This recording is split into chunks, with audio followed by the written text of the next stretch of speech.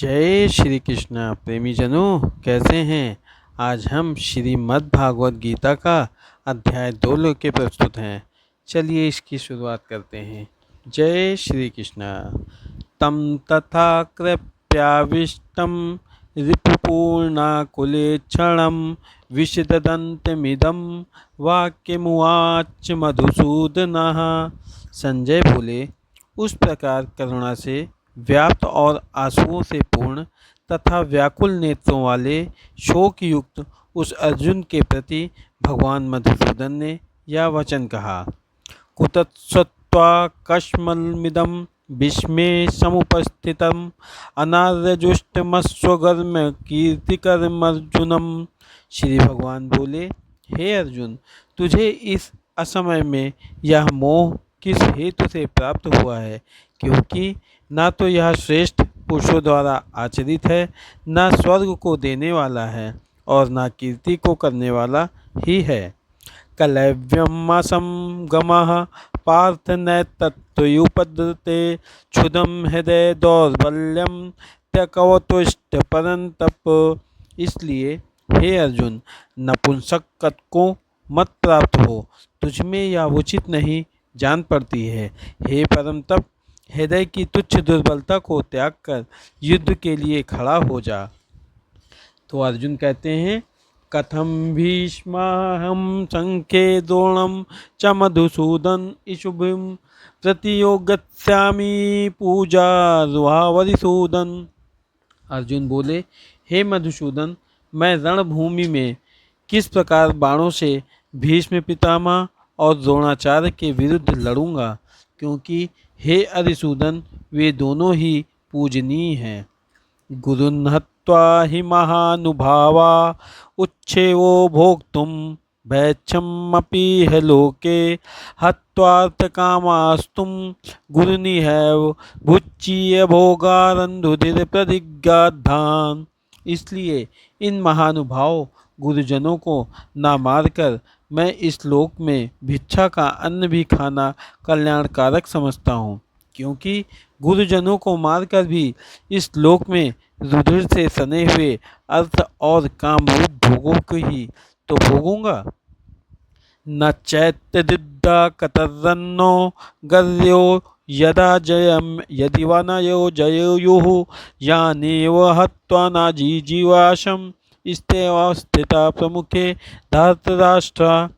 हम यह भी नहीं जानते कि हमारे लिए युद्ध करना और ना करना इन दोनों में से कौन सा श्रेष्ठ है, अथवा यह भी नहीं जानते कि उन्हें हम जीतेंगे या हमको वे जीतेंगे।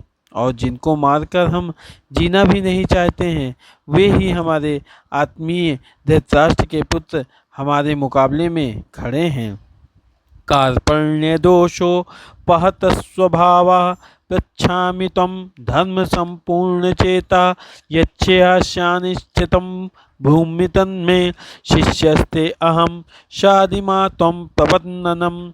इसलिए कायरता रूप दोष से उपहत हुए स्वभाव वाला तथा धर्म के विषय में मोहचित्त हुआ मैं आपसे पूछता हूँ कि जो साधन निश्चित कल्याणकारक हो वह मेरे लिए कहिए, क्योंकि मैं आपका शिष्य हूँ।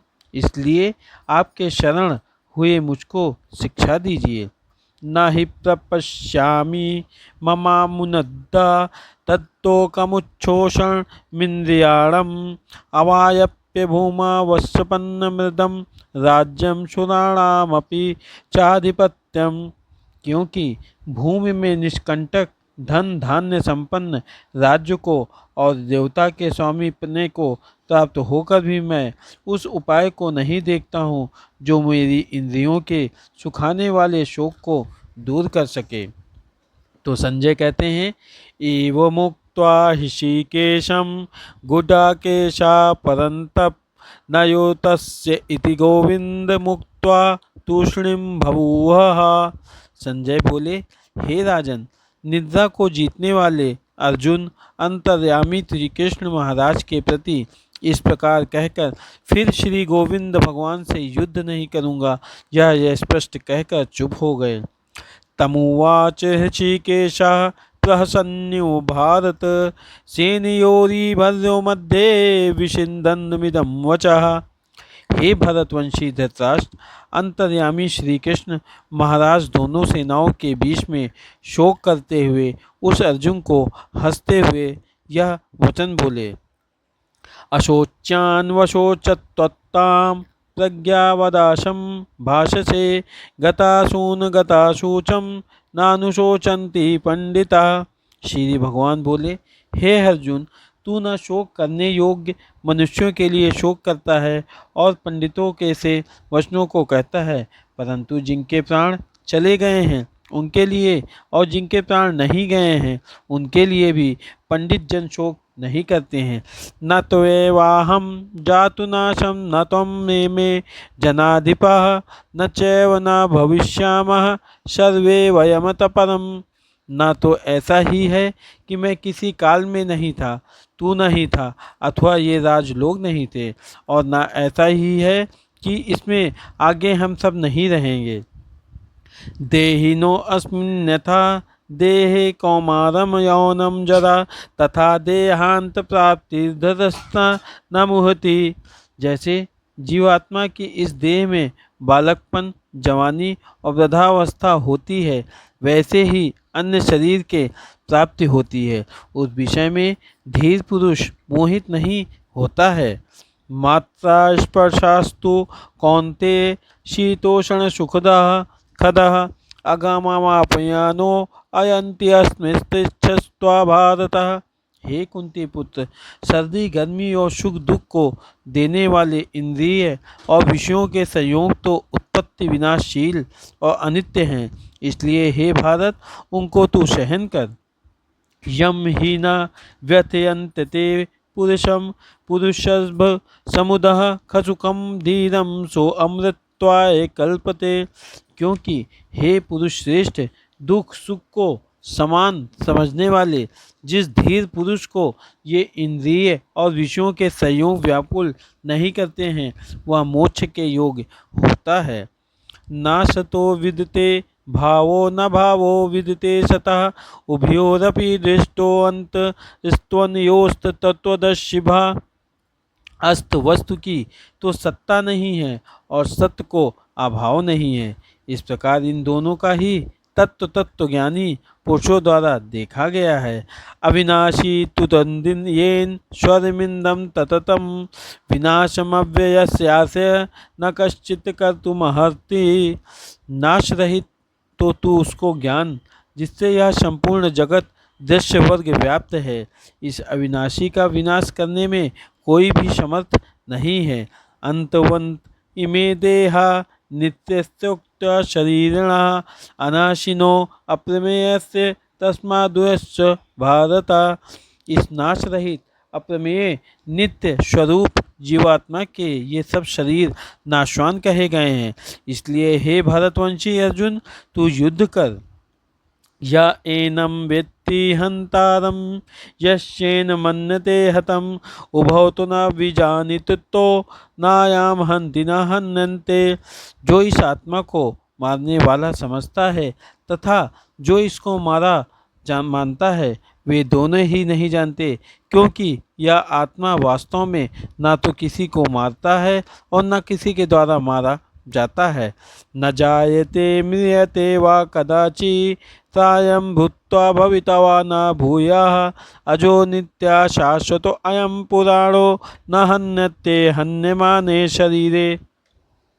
यह आत्मा किसी काल में भी ना तो जन्मता है और ना मरता ही है, तथा न यह उत्पन्न होकर भी होने वाला ही है, क्योंकि यह अजन्मा नित्य सनातन और पुरातन है। शरीर के मारे जाने पर भी यह नहीं मारा जाता है। वेदा विनाशिनम नित्यम या एनमज्जव्यम कथम स पुरुषा पार्थकम धातयाति हंतिकम। हे प्रतापुत्र अर्जुन, जो पुरुष इस आत्मा को नाश रहित नित्य अजमाना और अव्यय जानता है, वह पुरुष कैसे किसी को मरवाता है, कैसे किसको मारता है। वंशाशी जीर्णानि यथा विहाय नवानि गृहन्ति नरोपर्णानि तथा शरीराणि विहाय जीर्णा नैन्यानि संयाति नवानि देहि। जैसे मनुष्य पुराने वस्त्रों को त्याग कर दूसरे नए वस्त्रों को ग्रहण करता है, वैसे ही जीवात्मा पुराने शरीर को त्याग कर दूसरे शरीर को प्राप्त करती है। नैनं छिद्यन्ति शस्त्राणि नैनं छिद्यन्ति शस्त्राणि नैनं दहति पावकः न चैनं क्लेदयन्ति आपो न शोषयन्ति मारुतः। इस आत्मा को शस्त्र नहीं काट सकते हैं, इसको आग नहीं जला सकती है, इसको जल नहीं गला सकता है और वायु नहीं सुखा सकती है। अच्छे उद्यमादो अहम क्लेदोष्को एव च नित्य सर्वगता स्था रुद्रचलोच्यम सनातना। क्योंकि यह आत्मा अच्छे है, यह आत्मा अधात अकलेद और निसंदेह अशोष्य है तथा यह आत्मा नित्य सर्वव्यापी अचल स्थिर रहने वाला और सनातन है। अव्यक्तोऽयमचिन्त्यो अम्यविकार्योऽयमुच्यते तस्मदेवं विधिवेव्यं नानुशोचित महर्षि। यह आत्मा अव्यक्त है, यह आत्मा अचैतन्य है और यह आत्मा विकार रहित कहा जाता है।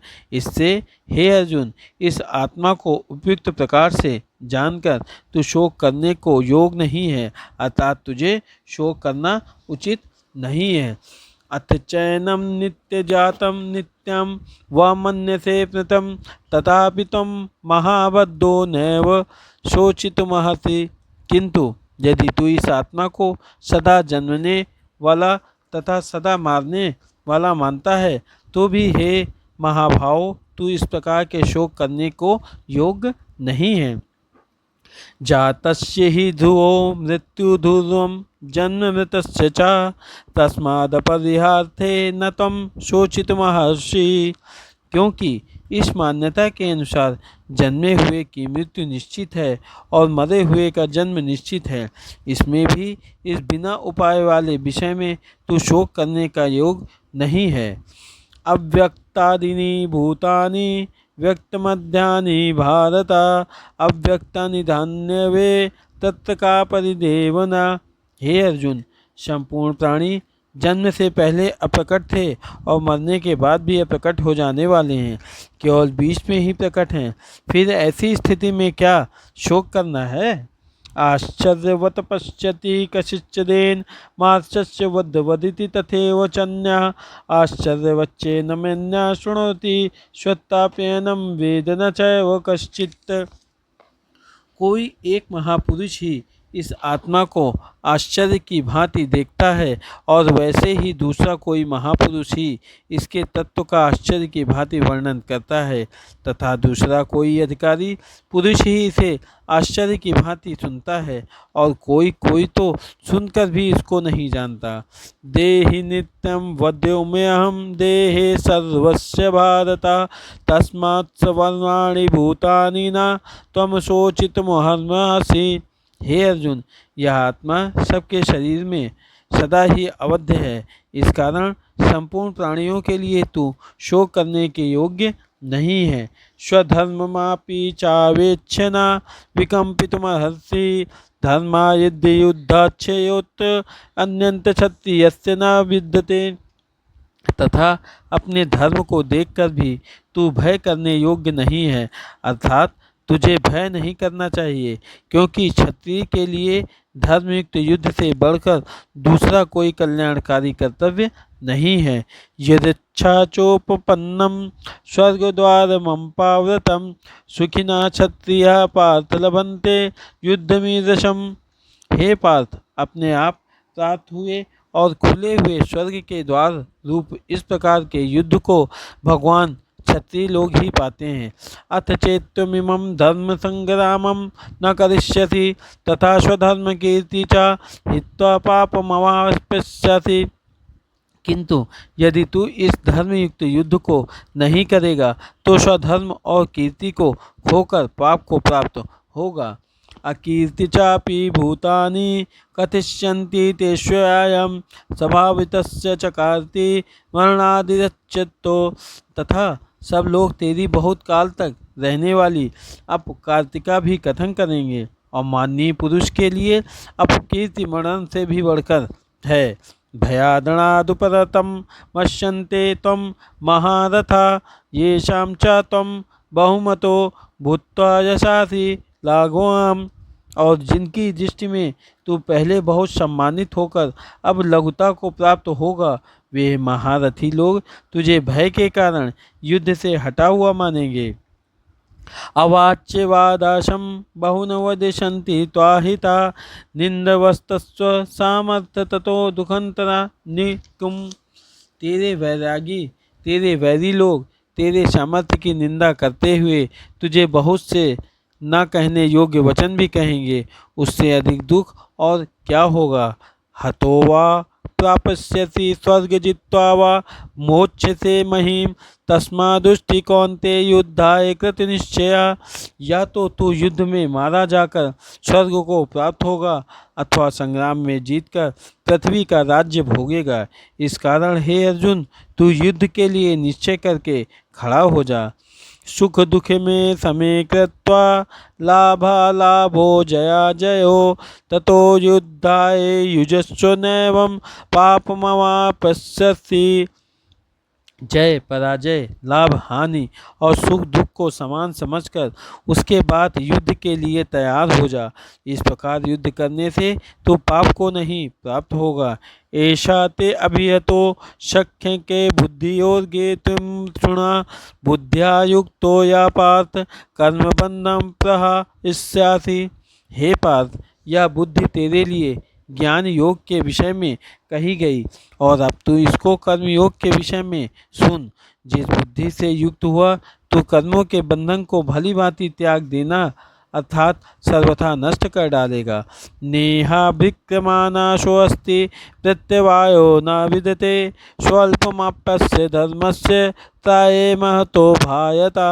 इस कर्म योग में आरंभ का अर्थात बीज का नाश नहीं है और उल्टा फल रूप दोष भी नहीं है, बल्कि इस कर्म योग रूप धर्म का थोड़ा सा भी साधन जन्म मृत्यु रूप महान भय से रक्षा कर लेता है। व्यवसायत्मिका बुद्धिरके कुरुंदन बहुशाखा हनंतश्च बुद्धो व्यवसाय नाम। हे अर्जुन, इस कर्म योग में निश्चयात्मिका बुद्धि एक ही होती है, किंतु अस्थिर विचार वाले विवेकहीन सकाम मनुष्यों की बुद्धियां निश्चय ही बहुत भेदों वाली और अनंत होती है। यमिमां पुष्पितां वाचं प्रवदन्ति विपच्छिता वेदवादरतः पार्थनान्यदस्तीति वदिनः कामात्मना स्वर्गपरा जन्म कर्म फलप्रदां क्रिया विशेष बहुबलां भोगेश्वर्गति प्रति भोगेश्च प्रसतवक्तनां तया पहत चेतसमां व्यवसायत्मिका बुद्धि समादो नावधीयते। हे अर्जुन, जो भोगों में तन्मय हो रहे हैं, जो कर्म फल के प्रशंसक वेद वाक्यों में ही प्रीति रखते हैं, जिनकी बुद्धि में स्वर्ग ही परम प्राप्त वस्तु है और जो स्वर्ग से बढ़कर दूसरी कोई वस्तु ही नहीं है, ऐसा कहने वाले वे अविवेक जन इस प्रकार की जिस पुष्पित अर्थात दिखाऊ शोभायुक्त वाणी को कहा करते हैं, जो कि जन्म रूप कर्म फल देने वाली एवं भोग तथा ऐश्वर्य की प्राप्ति के लिए नाना प्रकार की बहुत सी क्रियाओं का वर्णन करने वाली है, उस वाणी द्वारा जिनका चित्त हर लिया गया है, जो भोग और ऐश्वर्य में अत्यंत आसक्त हैं, उन पुरुषों की परमात्मा में निश्चयात्मिका बुद्धि नहीं होती है। त्रैगुण्य विश्यावेदो निस्त्रैगुण्यो भवार्जुन निर्द्वंद्व नित्य सत्वातो निर्योगक्षेम अत्वात्। हे अर्जुन, वेद उपयुक्त प्रकार से तीनों गुणों के कार्य रूप समस्त भोगों एवं उनके साधनों को प्रतिपादन करने वाले, इसलिए तू उन भोगों एवं उनके साधनों में आसक्तिहीन हर्ष शोकादि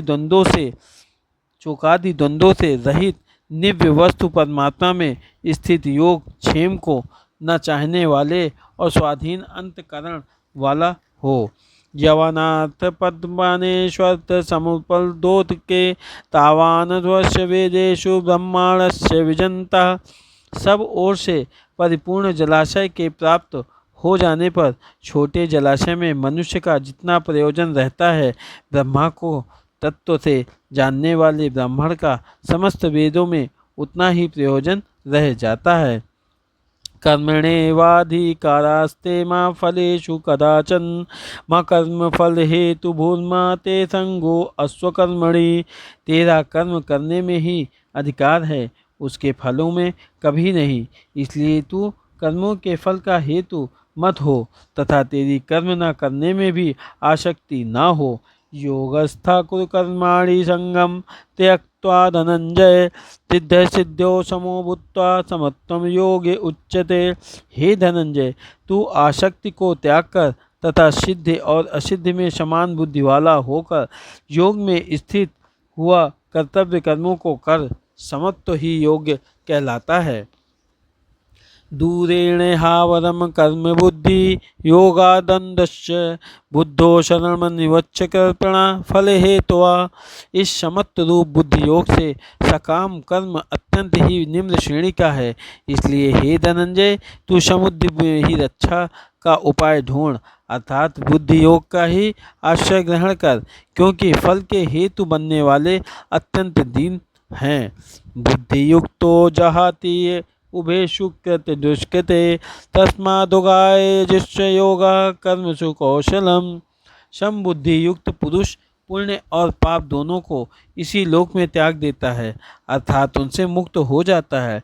इससे तू समत्व रूप योग में लग जा। यह समत्व रूप योग ही कर्मों में कुशलता है, अर्थात कर्म बंधन में छूटने का उपाय है।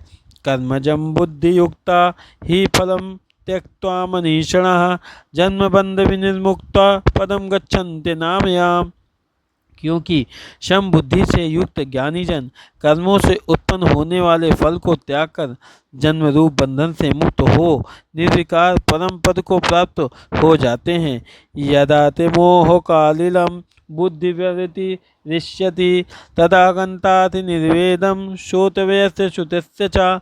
जिस काल में तेरी बुद्धि मोह रूप दलदल को भली भांति पार कर जाएगी, उस समय तू सुने हुए और सुनने में आने वाले इस लोक और परलोक संबंधी सभी भोगों से वैराग्य को प्राप्त हो जाएगा। श्रुतिवृत्तितमन्नाते यदा यथा स्थास्यति निश्चला समाधावच्चला बुद्धिस्तदा योगमावाप्यसे।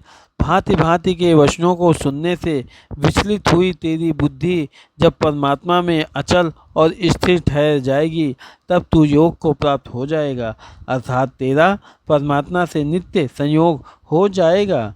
फिर अर्जुन कहते हैं कि स्थित प्रगस्य का भाषा समाधि स्थित केशव स्थितंगी की प्रभाषेत किमाशीत व्रजेत किम। अर्जुन बोले, हे केशव, समाधि में स्थित परमात्मा को प्राप्त हुए स्थिर बुद्धि पुरुष का लक्षण है। यह स्थिर बुद्धि पुरुष कैसे बोलता है, कैसे बैठता है और कैसे चलता है? तो भगवान कहते हैं, प्रजहाति यदा कामा शर्वपार्था मनोगता आत्मयनवात्मना तुष्टा स्थित प्रगस्त दोचत्ते। भगवान बोले, हे अर्जुन, जिस काल में यह पुरुष मन में स्थित संपूर्ण कामनाओं को भली भांति त्याग देता है और आत्मा से आत्मा में ही संतुष्ट रहता है, उस काल में वह स्थित प्रज्ञ कहा जाता है। दुखेषु अंतिग्रमानः सुखेषु विगत स्पृहा वितराग भय क्रोधा स्थित धीर मुनिरुच्यते।